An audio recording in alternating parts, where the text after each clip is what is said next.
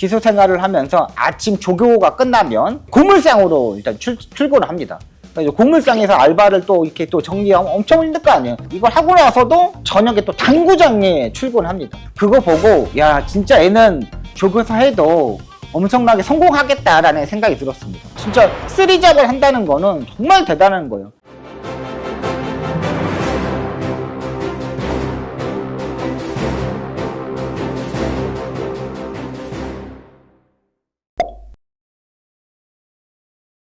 경마 그랜드마스터의 박수홍입니다. 기수가 시작하고 조교사를 시작하고 처음에 누구한테 배우느냐가 가장 중요합니다. 첫 스타트의 스승이 누구냐, 이게 가장 중요하거든요. 이번 시간에는 구민성 조교사에 대해서 좀 설명을 드리려고 합니다.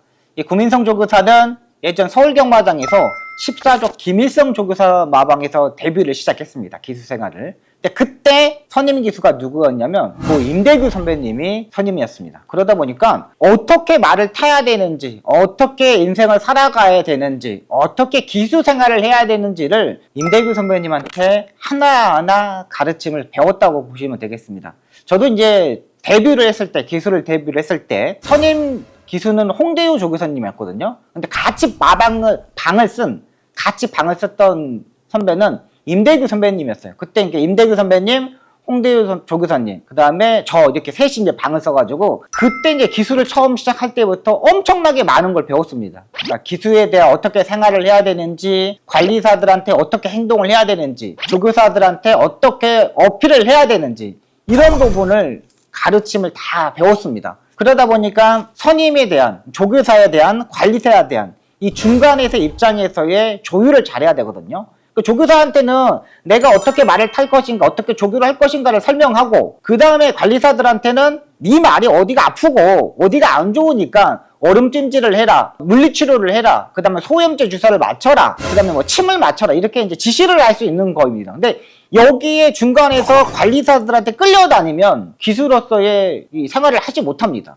제가 예전에 28조 최상식 조교사 마방에서 있을 때 일인데요. 제가 이제 그때 16조 이제 박은호 조교사님 마방에서 홍대우 조교사님하고 이성일 선배님한테 배워가지고 그때 이제 관리사들하고 관계를 완전히 돈독하게 했습니다. 그러니까 제가 관리사들한테 형 이것 좀 해주세요 그랬을 때는 그거를 다 들어줬거든요.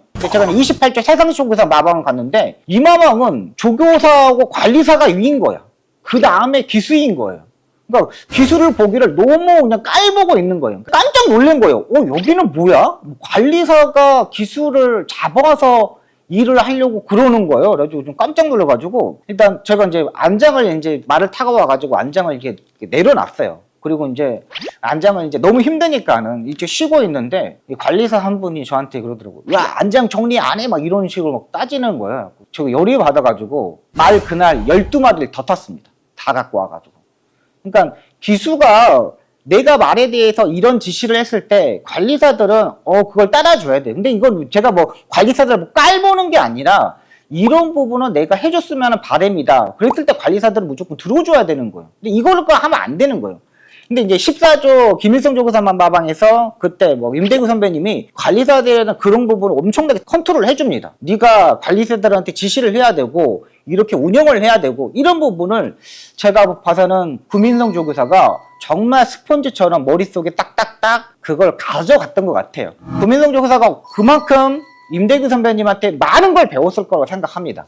일단 구민성 조교사도 기수 생활할 때 엄청나게 힘들었을 거예요. 동기생인 박진희 기수, 고 박진희 기수, 고 이명화 기수, 한규 기수 이렇게 3명의 동기생이 하늘나라로 가버렸기 때문에 정말 멘탈을 잡을 수도 없었을 거예요. 그러면서 이제 기수 생활에 대한 회의감 이런 걸 하면서 조교사 시험을 일단 합격했습니다. 그러니까 조교사 시험 보고가지고 의외로 좀 빨리 합격을 했습니다. 오히려 빨리 했는데 지금 이제 조교사 한지 지금 한 4년 5년 정도 됐는데 15년 전에 이제 자격증을 따놓고 10년 동안 조교사를 하지 못했어요. 여기 이제 마사이에서 제도를 잘못했죠. 뭐 어떻게 PDF 작성해가지고 설명서 내야 되고 거기서 마사이에 잘 모였던 기수 관리사들이 조교사를 먼저 했죠. 여기서 찍혔던 기수 조교사 관리사들은 또 못 됐고 그래서 이제 문중원 기수 사건이 터지고 나서 그때부터 이제 합격 순서대로 나이 순서대로 이제 이렇게 되면서 구민성 조교사가 조교사를 하기 시작했습니다. 제가 봐서는 문중원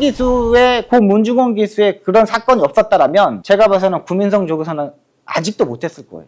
근데 그만큼 문중원 기수가 그런 사건으로 좀 제도를 잡았다고 판단되고, 결혼하고 나서 구민성 조교사가 자녀가 3명이 있습니다. 3명이 있다 보니까 엄청나게, 솔직히 말해서 저도 이제 딸아이나 아이들이 보면은 아빠 나 학원 다니고 싶어, 나 뭐 미술학원 다니고 싶어, 뭐 피아노 하고 다니고 싶어 이랬을 때 돈이 없어서 이거를 못 시켜줬을 때 그거는 정말 뭐 상상하기도 싫더라고요. 그러다 보니까 구민성 조교사는 기수 생활을 하면서 아침 조교가 끝나면 고물상으로 일단 출근을 합니다. 그래서 고물상에서 알바를 또 이렇게 또 정리하면 엄청 힘들 거 아니에요. 이걸 하고 나서도 저녁에 또 당구장에 출근합니다. 그러니까 자녀가 3명이다 보니까, 토끼들이 3명이다 보니까 안 할 수가 없어요. 안 할 수가. 그래서 이제 한 500 정도를 이제 벌어가지고 생활을 한 10년 동안 했습니다. 그러니까 저는 그거 보고, 야, 진짜 애는 조교사 해도 엄청나게 성공하겠다라는 생각이 들었습니다. 진짜 3잡을 한다는 거는 정말 대단한 거예요. 제도가 좀 바뀌어가지고 지금의 기수들은 트랙라이더 하고 이렇게까지 상금이 좀 많이 가는데, 초창기에 이제 부산의 경마장 같은 경우는 엄청나 성적적인 측면에서 이렇게 가져가다 보니까 하위권에 있는 기수들은 거의 다 못 가져갔습니다. 진짜 뭐 고물상에서 일하고 당구장에서 일하고 이게 쉬운 일이 아닙니다. 진짜 정말 쉬운 일이 아니고, 구민성 조교사의 얼굴을 보더라도 진짜 피곤함, 진짜 고생했구나 이런 생각이 진짜 많이 드는 얼굴이었습니다. 자, 그리고 이제 조교사를 이제 데뷔를 했습니다. 초창기부터 그렇게 막 잘 나가는 마방은 아니었더라도 그래도 오히려 마주분들이 이렇게 고생을 했구나, 고물상도 다니고 뭐 당구장도 다니고 이거를 알고 나서 좀 안타까움, 얘는 진짜 열심히 하는 거다, 조교사로서 하도 성공할 수 있겠다는 생각을 가지고 많은 말들을 조금 초반에 많이 받았습니다. 솔직히 말해서 18칸을 채우기는 되게 어려워요. 근데 구민성 조교사는 생각보다 빨리 말칸도 채웠고, 벌써 대상경주를 4번에 우승을 했습니다. 캡틴 양키를 가지고도 우승을 했고, 신규 조교사가 그레이트급 대상경주를 우승했다는 건 정말 대단한 거예요. 리미티드급 그냥 신문배, 스포츠 서울배, 스포츠 조선배 이런 거 뭐 상금 뭐 6천만 원, 8천만 원짜리 우승하는 거는 얼마큼 할 수 있어요. 근데 그레이드급의 대상경주를 우승했다는 거는 정말 대단한 겁니다. KR컵, 농림축산부 대상경주. 이거 보면 엄청나게 잘하잖아요. 그러니까 역시 그 기수 때의 대구 선배한테 배움, 그리고 정말 기수 10년 동안 마음고생을 하면서의 당구장에서 알바, 고물상에서 알바, 진짜 얼마나 합니까? 진짜 이런 기수 조교사들은 진짜 없습니다. 거기에서의 그 성실함에서 지금의 조교사로서의 성과가 나오고 있다고 보고 있습니다. 말에 대해서 워낙에 잘 알고 있는 조교사이고, 자기가 모르는 부분은 가서 직접 물어보고 직접 이렇게 행동하는 조교사입니다. 그러다 보니까 지금도 랭킹 안에 딱 들어있잖아요. 그리고 지금도 뭐 솔직히 말해서 마주들을 상대한다는 것도 엄청나게 좀 힘든 부분입니다. 근데 그 힘든 부분에서도 항상 마주분들한테 전화를 해서 소통을 하고, 자기가 이렇게 잘못된 부분은 또 설명을 드리면서 또 의견도 들어서 하고, 자기가 다 할 수 있는 부분이 아니기 때문에 워낙에 소통을 잘한다고 합니다. 어떤 조교사들은 마찬가지로 제가 잘못하게 막 이렇게 하면은 이거를 전화를 해야 돼 말아야 돼 막 변명하고 이런 게 되게 많거든요. 근데 변명 자체를 안 해요. 자기가 진실된 마음으로 마주분들한테 설명하고 이해를 구하기 때문에 이 부분에서 다 마주분들 또 이해를 해주시는 거예요. 그러다 보니까 말들이 잘 뛰고 상금도 잘 벌고 있는 겁니다. 뭐 요즘 뭐 체중이 좀 불었다고 하더라고요. 예전에는 막 진짜 뭐 고물상 당구장 알바하면은 뭐 48, 47kg 거의 뭐 체중 조절을 할 필요도 없었다고 보고 있거든요. 근데 요즘 조금 살이 쪘는데 아직도 절 떠야 됩니다. 원래 기술을 하고 나서 바로 이렇게 조교사를 하는 분들을 보면은 되게 이렇게 배도 나오고 막 그러거든요. 근데 좀 예민한 조교사들이 있습니다. 그런 조교사들은 좀 살이 또 안 쪄요. 서울의 대표적인 이준철 조교사, 아무래도 살이 안 찌잖아요.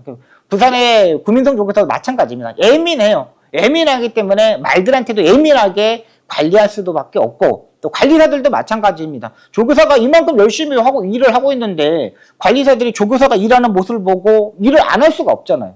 더 열심히 할 수밖에 없습니다. 앞으로 뭐 조교사들, 은퇴하는 조교사들이 내년에 이제 부산에서 김영관 조교사, 양기선 조교사 마방인들이 이제 은퇴를 하게 됩니다. 근데 이 마필들은 또 엄청나게 자원이 엄청 좋은 마방이잖아요. 내년에 마방을 고를 수 있는 마주분들, 어디 갈까? 김영관 조교사나 양지선 조교사 마방에 있었던 마주분들 있지 않습니까? 내년에 어느 마방을 갈까? 이렇게 고민했을 때 구민성 조교사 마방 한번 봐보십시오. 한번 가서 마방도 운영하는 것도 보고 조교사하고도 대화도 한번 해보고 조교하는 것도 보고 사료도 어떻게 먹이는가 한번 보고 구민성 조교사 한번 체크해 보시기 바랍니다. 정말 이제 앞으로 더 성장할 수 있는 조교사 되길 바랍니다.